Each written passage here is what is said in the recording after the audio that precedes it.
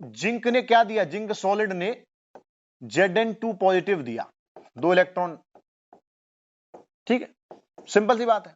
इसको मैंने एनोड का डाटा बोला, इसको मैंने कैथोड बोल दिया, सिंपल, अभी हम पढ़ के आए ये सेल, सिंपल कॉपर सॉलिड। अगर तू इसकी ओवरऑल सेल रिएक्शन लिखने चले, ओवरऑल सेल रिएक्शन लिखे तू इसकी, तो तू कहेगा इलेक्ट्रॉन से इलेक्ट्रॉन गया, सिंपल तेरे पास क्या है, जिंक सॉलिड आया, कॉपर 2 प्लस आया, गिविंग के Zn2 पॉजिटिव आया, प्लस के कॉपर सॉलिड आया। सिंपल भाई, एडिशन ऐसे करना है, इलेक्ट्रॉन से इलेक्ट्रॉन कट जाएगा, सिंपल, जो लेफ्ट हैंड साइड में वो एज इट इज आ गया, जो राइट हैंड साइड में वो एज इट इज आ गया, ठीक है।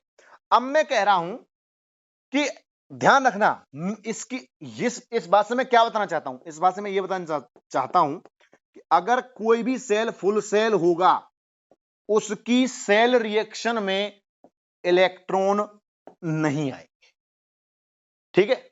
दूसरी बात, अगर तू इसका रिप्रेजेंटेशन करने चले तो क्या होगी, सिंपल, अभी बार बार करके बताइए मैंने, सॉल्ट ब्रिज लगाया, कॉपर 2 पॉजिटिव टू कॉपर गया, ये तेरे पास दो आइडेंटिफिकेशन है किसी भी फुल सेल की, इलेक्ट्रॉन नहीं आएंगे और सेल रिप्रेजेंटेशन में दोनों कंपार्टमेंट होंगे, एनोड भी और कैथोड भी, ठीक है भाई।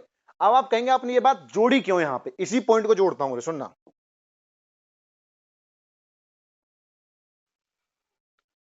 सुनना, इसी बात को जोड़ता हूं।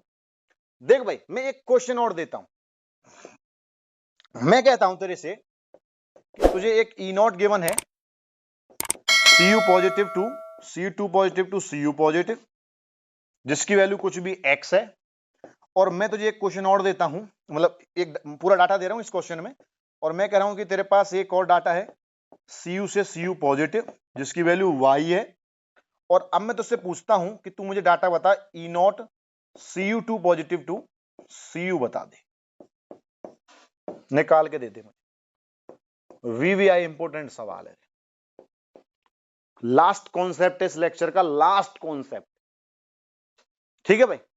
देख, अगर तू इस हिसाब से देखे तो तू कहेगा यहां पे कि यार अगर मैं सर के बेसिस से चलूं तो मुझे तो यहां पे कैथोड और एनोड ही समझ में नहीं आ रहा। भाई सिंपल, तुझे क्या लिखना है, तुझे पता है कि कॉपर 2 पॉजिटिव है, अगर ये एक इलेक्ट्रॉन खाएगा, सुनना भाई, एक इलेक्ट्रॉन खाएगा तो कॉपर प्लस में ही जाएगा रे। दूसरा तेरे पास क्या है, कॉपर था, कॉपर जब एक इलेक्ट्रॉन निकालेगा तब कॉपर प्लस में जाएगा, ठीक है भाई, बात समझ में आ रही नहीं आ रही। और अब तुझसे पूछा क्या है, अब तुझसे पूछा है कॉपर +2 टू कॉपर, इसका मतलब जब कॉपर 2 पॉजिटिव 2 इलेक्ट्रॉन खाएगा तो किस में जाएगा रे, कॉपर सॉलिड में जाएगा, बात समझ में आ रही है। अब भाई सीधी सी बात है, ये तेरे पास क्या है, ये तेरे पास है अब की बार ओवरऑल सेल रिएक्शन, और अब तुझे ना एनोड पता है ना कैथोड पता है, तो सिंपल, कुछ नहीं पता तो रिएक्शन जोड़ दे। अब अगर तू रिएक्शन जोड़ने चले तो तुझे बनाना क्या है, तुझे तो ओवरऑल सेल रिएक्शन बनानी है ना, बात समझ में आ रही नहीं आ रही। और ओवरऑल सेल रिएक्शन तभी बन सकती है जब तू इस कॉपर पॉजिटिव से इस कॉपर पॉजिटिव को काटे। इसका मतलब क्या होगा, अगर तू इस रिएक्शन को उल्टा लिखे तो क्या हो जाएगी, Cu पॉजिटिव एक इलेक्ट्रॉन खाएगा, कॉपर सॉलिड में जाएगा, और अब तेरे पास जो जिसका डाटा क्या था, x था, इसका y था, अब ये क्या बन गया, -y बन।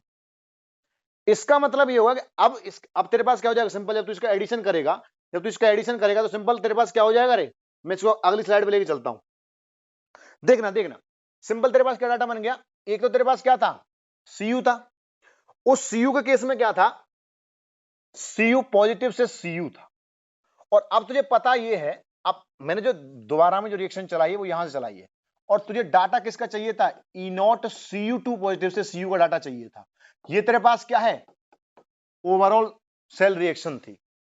तो जब तू उस रिएक्शन को सॉल्व करेगा ना तो तुझे यहां से पता चल जाएगा, भाई Cu2 पॉजिटिव एक इलेक्ट्रॉन खाया, Cu सॉलिड बनाया था, और अब तू अगर इसको रिप्रेजेंट करने चले तो तू क्या कहेगा, Cu पॉजिटिव बनाएगा रे, यहां सॉलिड नहीं है ये,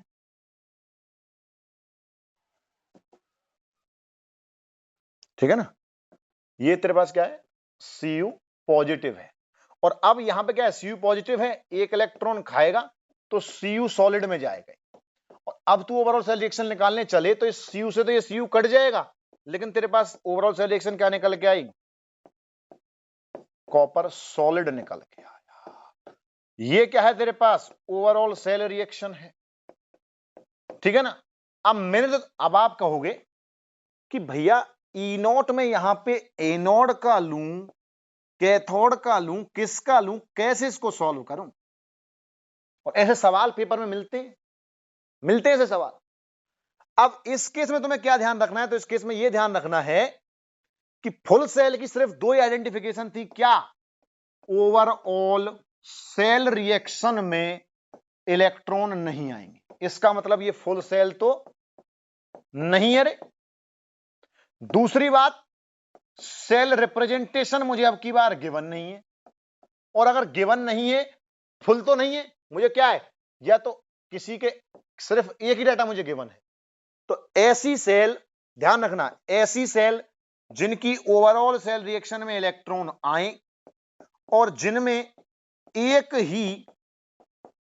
ही कंपार्टमेंट का डाटा गिवन हो, एक ही कंपार्टमेंट का डाटा गिवन हो, ऐसी सेल जानी जाती हैं हाफ सेल्स के नाम से। और अभी आगे हम चर्चा भी करेंगे टाइप ऑफ हाफ सेल्स की, हाफ सेल्स की चर्चा भी करेंगे, और तब मैं नरेस्ट अप्लाई करना आपको सिखाऊंगा। तो जिसकी ओवरऑल सेल रिएक्शन में इलेक्ट्रॉन आए और एक ही कंपार्टमेंट का डाटा गिवन हो, उसे हाफ सेल्स कहते हैं। और अब पेपर में उसने सवाल क्या पूछा है? E0 कैलकुलेशन का, ठीक है ना। और अभी तक हमने चर्चा किसकी करी? E0 of the full sell की।